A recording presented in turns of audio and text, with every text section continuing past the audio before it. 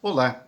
Hoje eu narro para vocês uma história que está registrada em Atos capítulo 8, a partir do verso 1, e diz assim: Naquele dia levantou-se grande perseguição contra a igreja em Jerusalém, e todos, exceto os apóstolos, foram dispersos pelas regiões da Judéia e Samaria.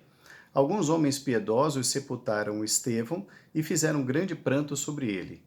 Saulo, porém, assolava a igreja, entrando pelas casas e arrastando homens e mulheres, encerrava-os no cárcere. Entre mentes, os que foram dispersos iam por toda parte pregando a palavra. Filipe, descendo à cidade de Samaria, anunciava-lhes a Cristo. As multidões atendiam unânimes às coisas que Filipe dizia, ouvindo-as e vendo os sinais que ele operava. Pois os espíritos imundos de muitos possessos saíam gritando em alta voz, e muitos paralíticos e coxos foram curados. E houve grande alegria naquela cidade. Essa narrativa, irmãos, que está registrada, ela conta uma história de um momento muito difícil que a igreja estava vivendo. E esse momento difícil que a igreja estava vivendo ocorreu exatamente depois de um grande momento de alegria. A igreja estava vivenciando uma grande expansão, a igreja estava vivendo um momento de muita paz. Muita gente crendo, muita gente se convertendo na cidade de Jerusalém, as pessoas crendo em Cristo, a igreja sendo multiplicada em números, e de repente, com uma situação, aconteceu e mudou completamente tudo aquilo que estava sendo construído. A igreja que ali em Jerusalém estava crescendo numericamente, ela passa agora a enfrentar um momento exatamente o contrário. A igreja se esvazia. E por que a igreja se esvazia? A igreja se esvazia porque um dos seus diáconos, chamado Estevão, havia sido martirizado, ele havia sido morto de uma forma muito cruel, num linchamento público. E exatamente nos diz o texto, no verso 1, que após este episódio há uma grande perseguição.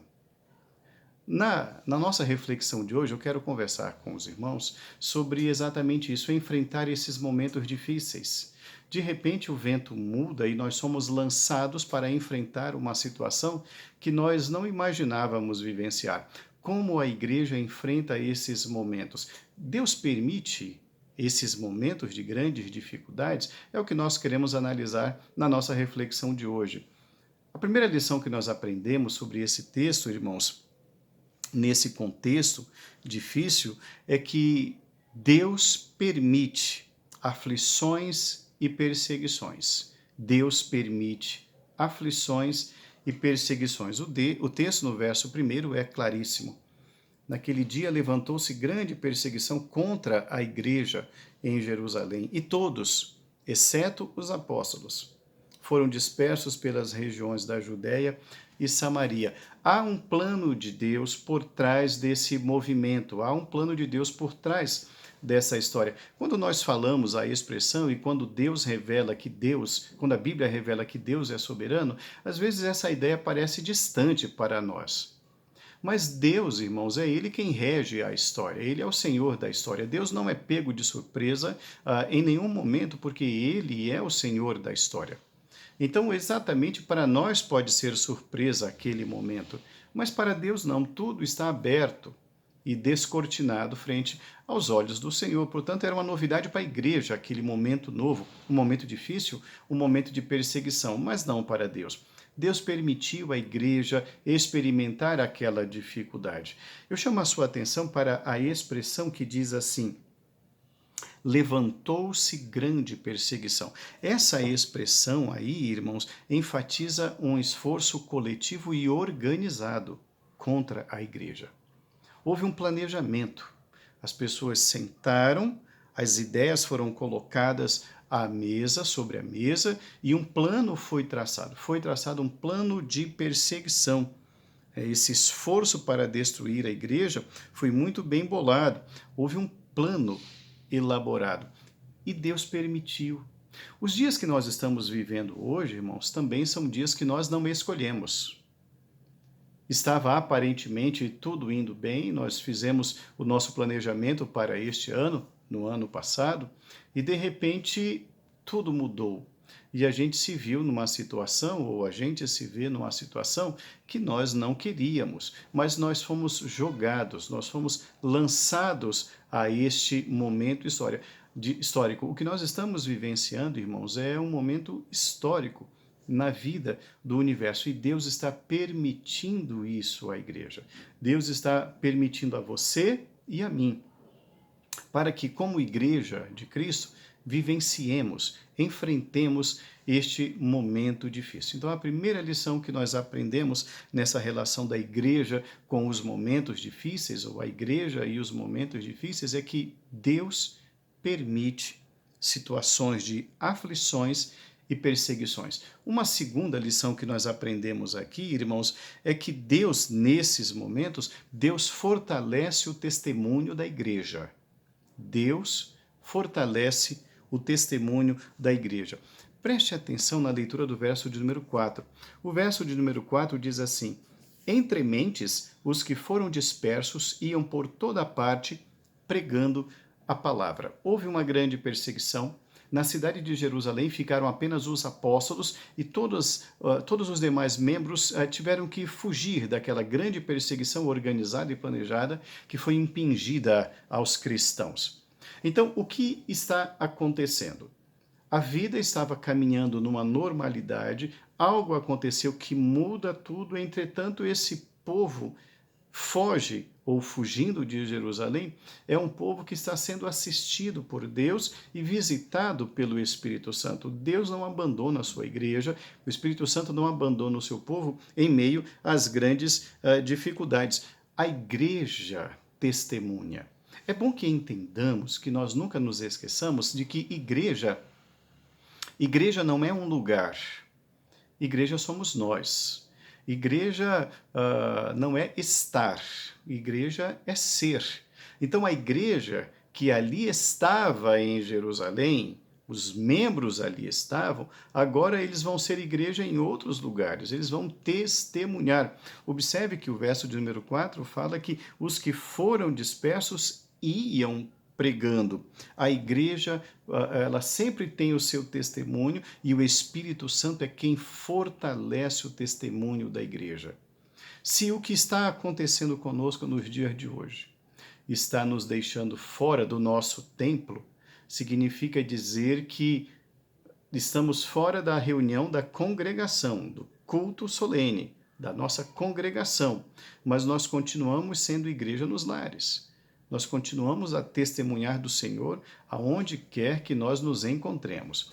Uma terceira lição que nós aprendemos nesse texto, nessa relação da igreja junto aos momentos difíceis, é que o Espírito Santo, Deus, desperta pessoas para a obra do Senhor. Deus desperta pessoas para a obra do Senhor.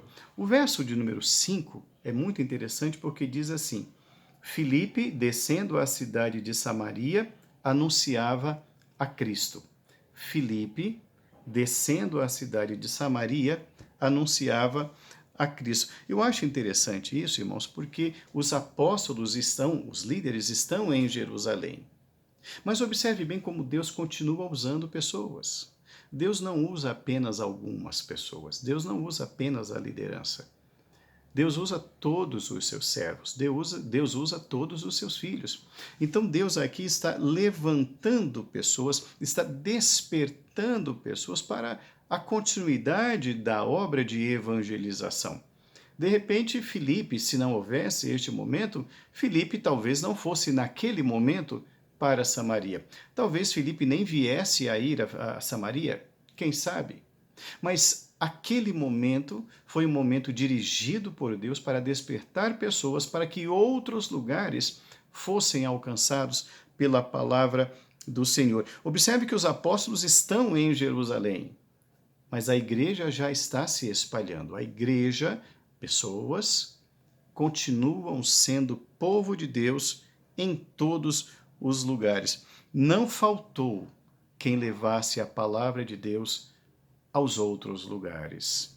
Terceiro lugar, Deus desperta pessoas para a obra do Senhor. Uma quarta lição que nós aprendemos é que o Espírito Santo, o nosso Senhor Deus, ele orienta a mensagem a ser pregada. Ele orienta a palavra a ser pregada. Ainda no verso 5, nos diz que Filipe, quando vai até a cidade de Samaria, ele está anunciando a Cristo. Está anunciando a Cristo. O final do verso 4 também nos diz, pregando a palavra. Pregando a palavra. Eu chamo a sua atenção para o fato de a igreja estar passando dificuldades não dava à igreja a autoridade para mudar o evangelho, não dava à igreja a autoridade de mudar a palavra. Não era uma palavra de lamentação, não era uma palavra de preocupação sobre os dias, mas era a mesma pregação, a pregação da palavra, a pregação do evangelho, porque é essa palavra que liberta, é essa palavra que salva. A igreja não tem autoridade para mudar a palavra. A igreja não tem autoridade para transformar essa palavra e torná-la mais palatável ou mais aceitável. O evangelho é o evangelho.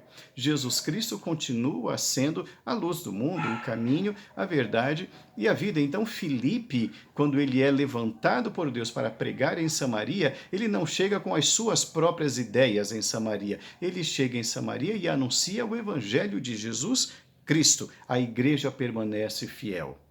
Mesmo nas lutas que enfrentamos atualmente, irmãos, a igreja deve permanecer fiel, absolutamente fiel à palavra. Uma quinta lição que nós aprendemos nesse texto é que o Espírito Santo tem poder de transformar toda uma cidade. O Espírito Santo, poder do Evangelho, tem poder de transformar toda uma cidade. Preste atenção na leitura do verso 8. Houve grande alegria naquela cidade. Houve grande alegria naquela cidade. A região de Samaria, a cidade de Samaria, era uma cidade que não gozava de bom conceito diante dos judeus. Não tinha um bom testemunho. Havia uma rixa entre os judeus e os samaritanos, uma rixa antiga, que ela era tanto litúrgica quanto cultica também, e isso fazia com que os samaritanos ficassem sendo vistos como uma sub-raça. Havia, assim, um bloqueio cultural muito grande entre esses povos, que era muito antigo. Muito, mas muito antigo mesmo. No ano 722 a.C., a Assíria capturou Samaria.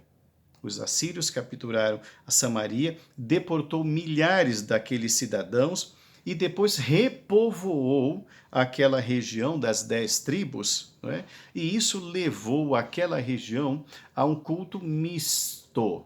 Eles adoravam tanto a Deus quanto a outros deuses. Então os judeus não viam os samaritanos com bons olhos por conta dessa mistura, dessa miscigenação com os assírios. Mas aonde que o evangelho vai? O evangelho chega exatamente à cidade de Samaria. Por intermédio de quem? Por intermédio de Filipe, que saiu de onde? Que saiu de Jerusalém. E por que ele saiu de Jerusalém? Porque um grande problema ali tinha ocorrido.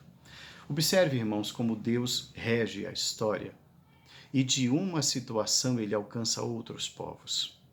O texto nos diz que ali em Samaria, Filipe foi grandemente usado por Deus, pregando o evangelho de Jesus Cristo, e muitas pessoas foram libertadas, muitas pessoas passaram a crer em Jesus Cristo, e aquela cidade que antes estava esquecida, ou aparentemente esquecida, é a cidade que vai ser agraciada pelo evangelho de Jesus.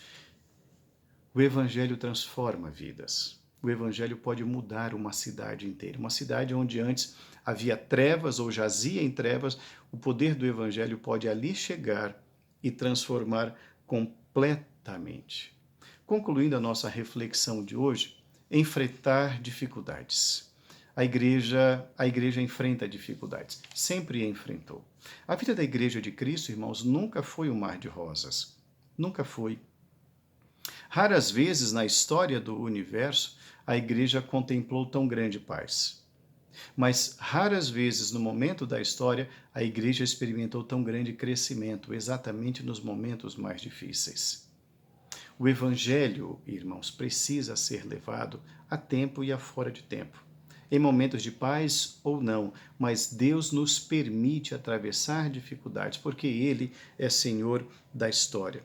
O Espírito Santo, mesmo nos momentos mais difíceis, o Espírito Santo fortalece o testemunho da igreja.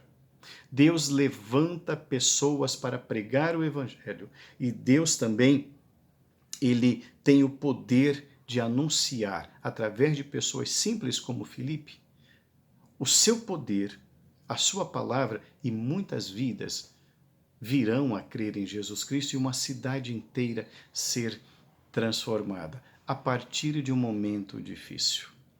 O momento que nós estamos vivenciando hoje é um momento também muito difícil. Poucas vezes nós vimos um número tão grande de cultos sendo anunciados pela mídia, em nenhum momento da história.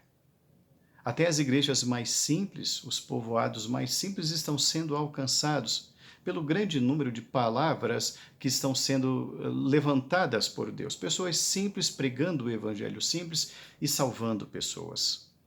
Isso, irmãos, é uma grande bênção. E isso veio de onde? Por conta desse momento tão difícil que estamos vivenciando. Precisamos olhar para o alto, irmãos, e ver Deus no trono. Deus continua reinando no trono. Precisamos sim controlar toda a nossa ansiedade, estamos com muitas percepções, muitas informações ou desinformações, mas a palavra de Deus não muda. A palavra de Deus permanece a mesma e Deus continua no trono, reinando e governando a sua igreja, porque Ele é o nosso bom pastor. Vamos orar? Obrigado, meu Deus, porque Tu estás no trono reinando. Obrigado, meu Deus, porque o mundo não está entregue ao caos. Obrigado porque os teus propósitos todos serão cumpridos. Obrigado, meu Deus, porque no meio das grandes dificuldades o Senhor continua a consolar a sua igreja. Obrigado porque mesmo no meio das grandes tempestades o Senhor continua despertando pessoas para pregarem a tua palavra com fidelidade.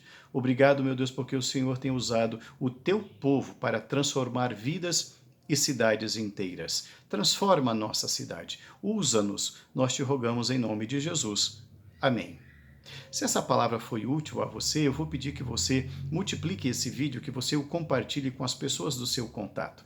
Existe um número muito grande de pessoas que precisam dessa palavra de Deus, dessa palavra que transforma, que cura e que pode transformar uma vida inteira, uma família inteira, uma cidade inteira. Quando nós pudermos nos reunir, eu gostaria muito que você estivesse conosco na Igreja Presbiteriana da Bela Vista, na Rua dos Franceses, número 15, no bairro do Bexiga, aqui na cidade de São Paulo. Será uma grande alegria ter você conosco. Deus abençoe grandemente a sua casa, Deus abençoe grandemente a sua vida. Um abraço.